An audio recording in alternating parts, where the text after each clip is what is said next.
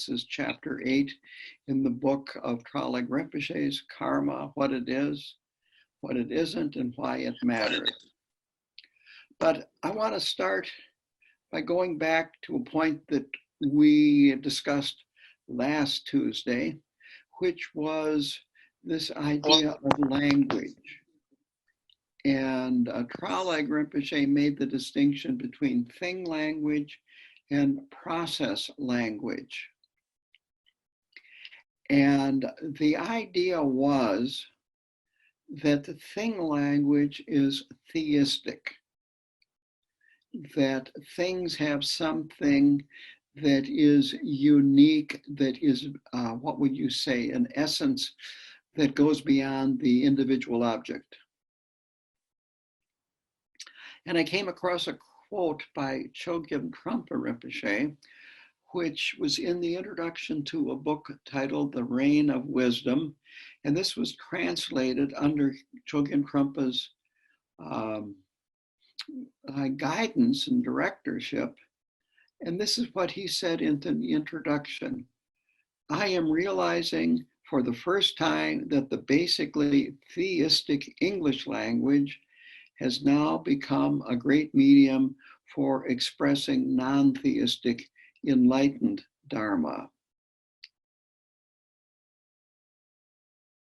So going back to the idea of thing or theistic is that there is some enduring, unchanging essence to objects, such as a table, that no matter who observes it, it has that essence of tableness.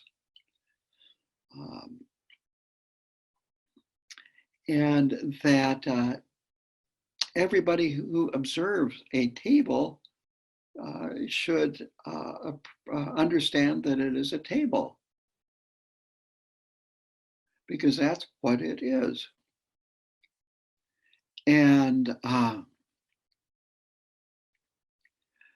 so that's this idea, and that's why it's called theistic, is that there is something there besides just a table that occurred due to causes and conditions because of interdependence.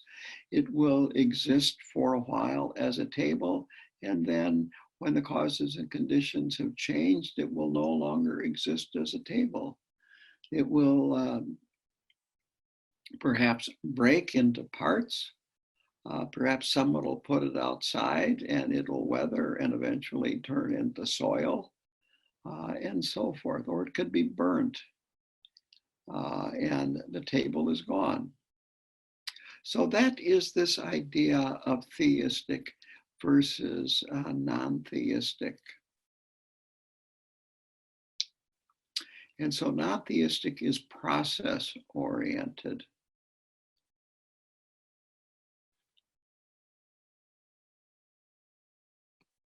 So now to go on to chapter 8. And so we're right back to a theistic perspective again. So he talks about karma as contrasted with this theistic approach and an atheistic perspective. So from a theistic perspective, there's an omniscient God, and morality is determined by this God. And it is our duty to find out what that God's law is and work it out in terms of our role within this order of things, or our place, how we fit into this order. And this is in all three Abrahamic religions, which is Judaism, Christianity, and Islam.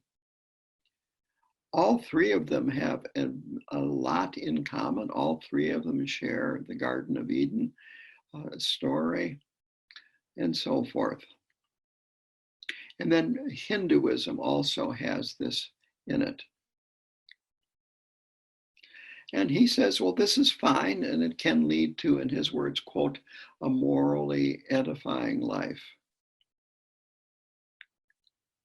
But on the other hand, then he said, in acting accordance to these ethical, you might say, guidelines, or the 10 Commandments, for instance, in the Old Testament, he says, quote, this is not being moral or ethical, but simply obeying rules, which does not constitute a moral act.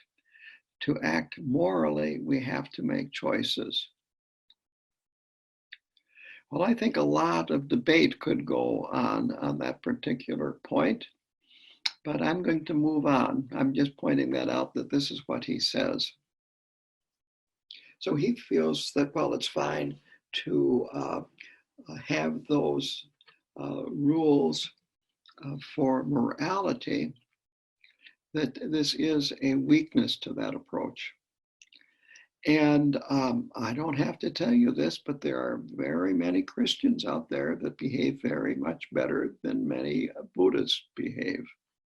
So it's not well, we are better than them in terms of the way we behave. But it's just different ways of approaching it. And Traleg Rinpoche feels that the Buddhist approach seems to be a little bit better in terms of the logic of it. So then there is the secular or the atheistic perspective. And the predominant atheistic perspective, which maybe isn't even mentioned very much because people don't get this, what would I say, philosophical, but it's secular humanism. And it's based on the idea of human rights and justice being self-evident. So on 106, here's a quote: no matter how liberal and encompassing these theories are designed to be, they cannot be all-encompassing, as this is impossible. Other people simply do not agree with the model. And it might have been the last Tuesday or the Tuesday before, I mentioned the idea of, in the Declaration of Independence, it said that these truths were self-evident. And I said it wasn't self-evident to King George.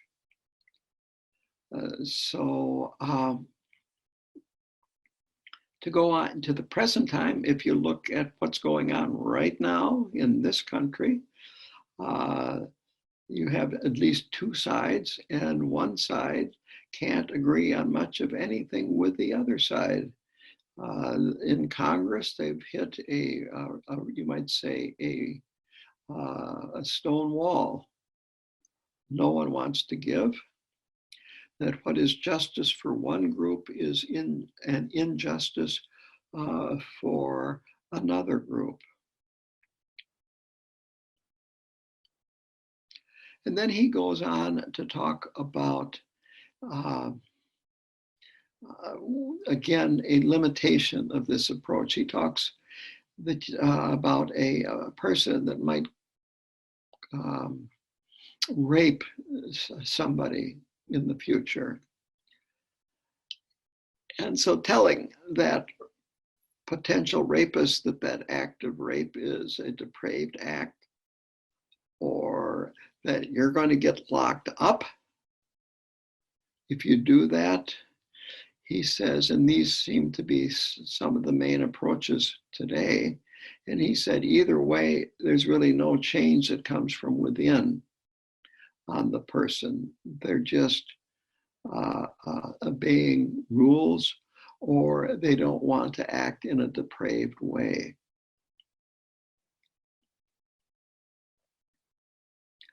So where Buddhism differs from these two approaches is that when we do wholesome things and beneficial things, that is what is important. It's not necessarily right or wrong. And in fact, sometimes for a bodhisattva, they can do things that might seem very wrong for an ordinary person. There was a story that the Buddha recounted of one of his previous lives where he was on a boat in the ocean, and there were 500 people on the boat, and there was a madman on the boat, a guy that was crazy, and he wanted to sink the boat and kill everybody. And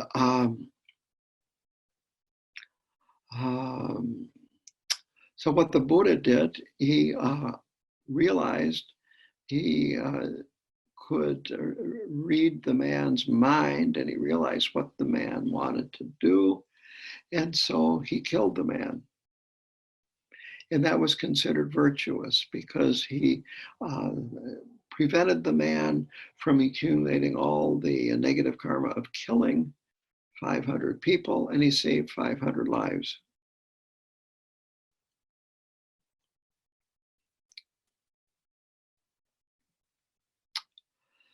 So the real ethical values, he says, come from within.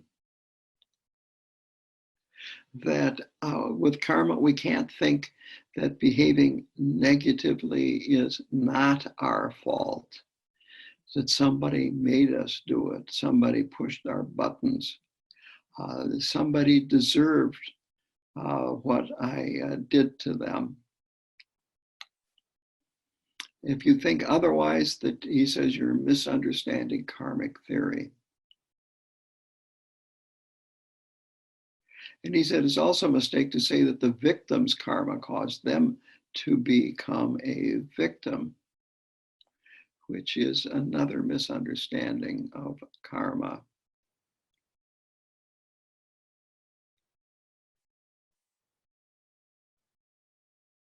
So motivation is extremely important, and it has a direct relationship to karma.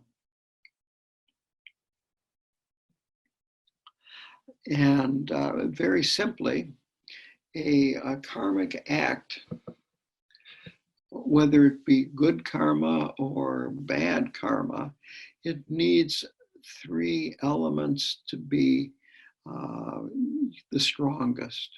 One is the motivation and the intention to do the action, and this would be of body, speech, or mind. The next is to actually complete the action. And the third is to then rejoice in the completion of the action. So if you intend to, let's say, make an offering to a great teacher, then you make the offering, and then after that, you rejoice in having made that offering. And not saying, well, I'm just a fantastic person because I made that offering, but no, I rejoice that I was able to make this offering to that great teacher.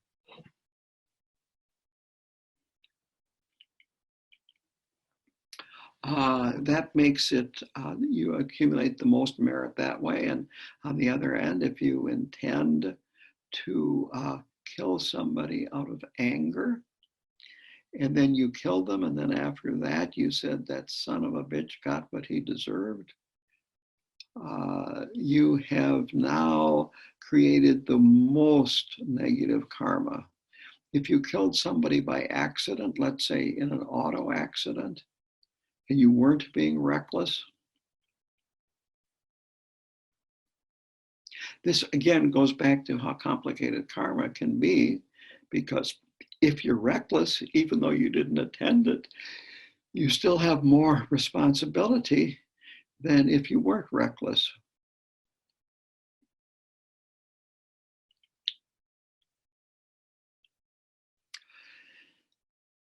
So motivation is extremely important. So Buddhism, he goes on, encourages us to reflect, contemplate our thoughts, feelings, desires, and look deeply.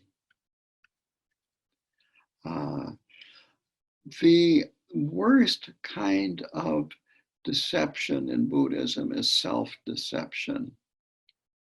So we really need to look within and constantly be mindful of our motivation, our thoughts, our emotions, and so forth. And then we need to choose actions that lead to satisfying our ambitions, our motivation, our desires in the long run, not in the short run.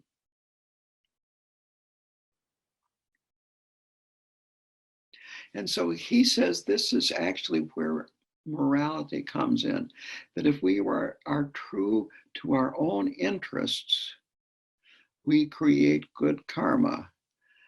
And what he's saying by that is that our own interests are for us to reduce our suffering and have more happiness.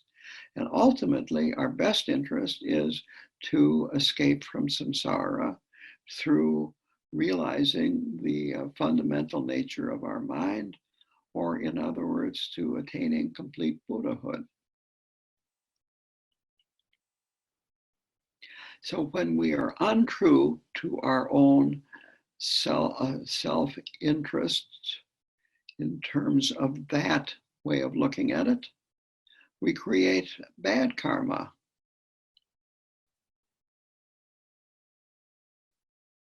So self-examination is the remedy, and it's something that needs to be done frequently.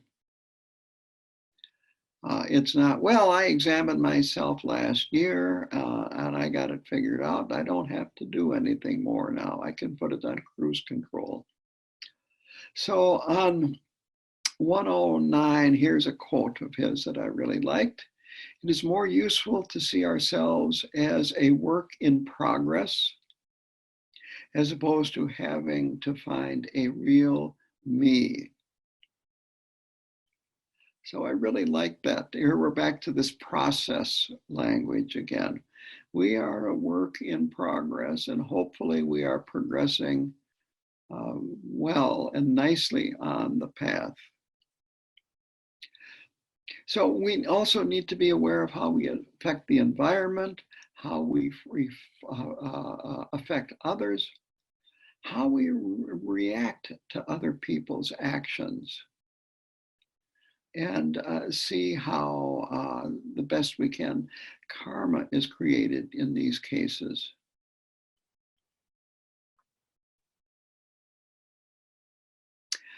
And then he goes on to say that karma is created by a series of meanings in all of these cases. Quote here, this is on 110. Everything we see means something to us. And because it means something to us, our emotions and feelings are aroused and karma is created.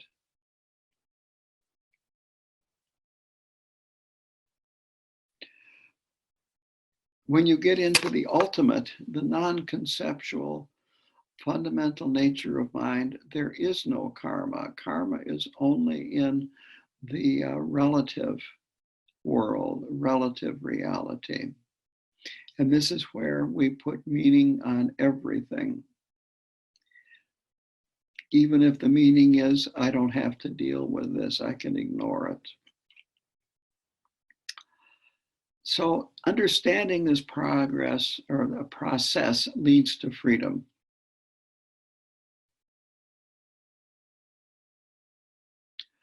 So to kind of finish this little part up, he says we relate to both the external experience and the internal experience at the same time. And there are two ways we can do the external experience or relate to it. One is to be detached, to objectify things, get involved in subject-object. This goes back to theistic language, that the other has a solid inherent self, whether it be a person or a table or a car or whatever, the other. And this distances you between other beings and just other objects in the environment. The other is a projection. He says this is subjective. The first is objective. We project all kinds of things into the situation we are experiencing that are not there. We add all kinds of things. And so he says that either way, we elaborate and things get more and more complex, and it creates more and more karma. Our kleshas, our conflicting emotions enter. We have memories, hope, and fear. And then we start using symbols and concepts. I think most of you that are viewing this right now as I'm giving it have heard me talk about the painting, "This is not a pipe." And it's a picture, a very realistic picture of a pipe done by a surrealist painter. And he wrote under the bottom of it, the pipe, "This is not a pipe." And what he was getting at was, this is a picture of a pipe. It's not a real pipe. You cannot fill it and you cannot smoke it. And our ideas are like that they are figments of our imagination that we take to be very real, and we act as if they were real. And because we take them to be real,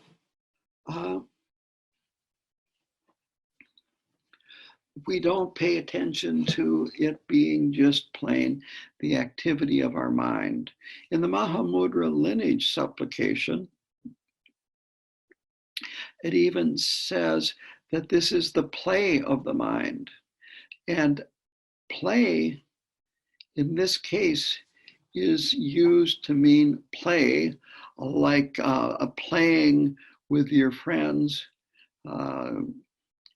If you were young, out on during recess from school. If you're older, maybe you would be playing a pickup game of baseball or softball or touch football. Playing cards. That's what our mind is doing. It's just playing. It's at play. But we take it as to be serious. And so on 113, he says, quote, "Our emotions follow from our thoughts. What we think about is what we become." So what he's pointing out here is we have to pay attention to what is going on in our minds and what we are laying on, what we experience that is outside of it, whether it be other people or objects or the environment and so forth.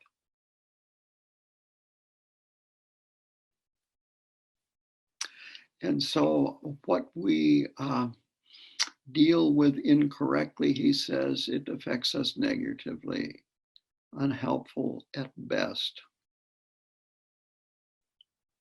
Then he starts talking about a law of karma, and that is there isn't one. This is a theistic idea that there's some self-evident universal law of karma.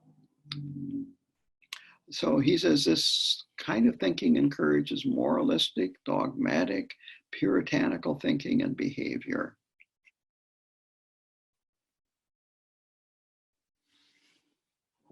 So karma is about our actions of body, speech, and mind, how they affect ourselves, how they affect other people, and how it determines good, bad, positive, or negative outcomes. So he talks about some remedies when we're going through our daily life. One is equanimity. And of course, that is developed through sitting meditation or shamatha. That when we become calm and observant, this reduces the strength of the unthinking, impulsive behavior. that negative karma comes from lack of equanimity.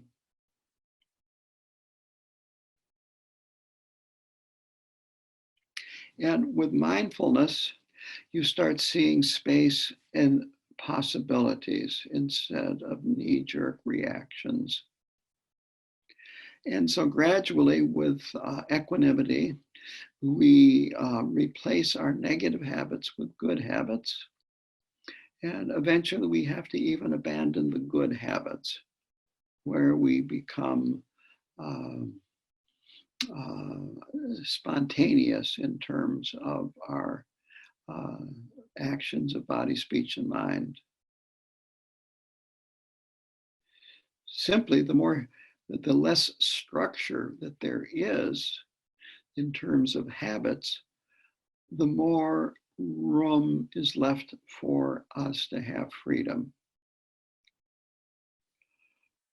The second point is positivity, having more wholesome thoughts. Yeah, lean towards saying nice things. Lean towards having positive thoughts and nice thoughts. Gratitude and appreciation, love, and so forth.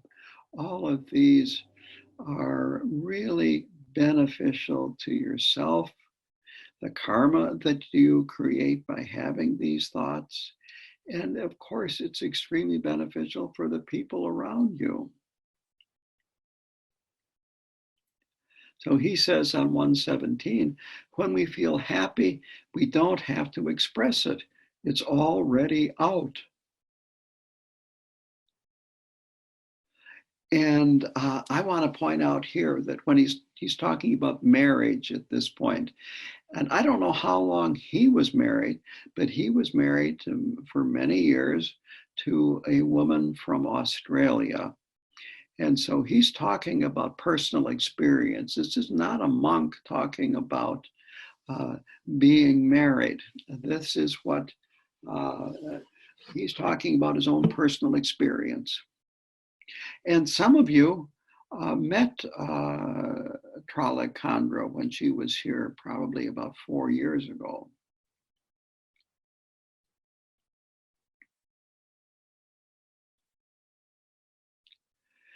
So he says that we, to progress to where we would like to be, we have to pay attention to karma, and we do deity practice. And also he says then Vajrasattva in Nundro practice. And the reason why he brings this up is that Vajrasattva, the Nundro Vajrasattva practice, is one to purify our karma, our negative karma. And so in Tibetan Buddhism, Nundro and Vajrasattva practice specifically is very, very important to do.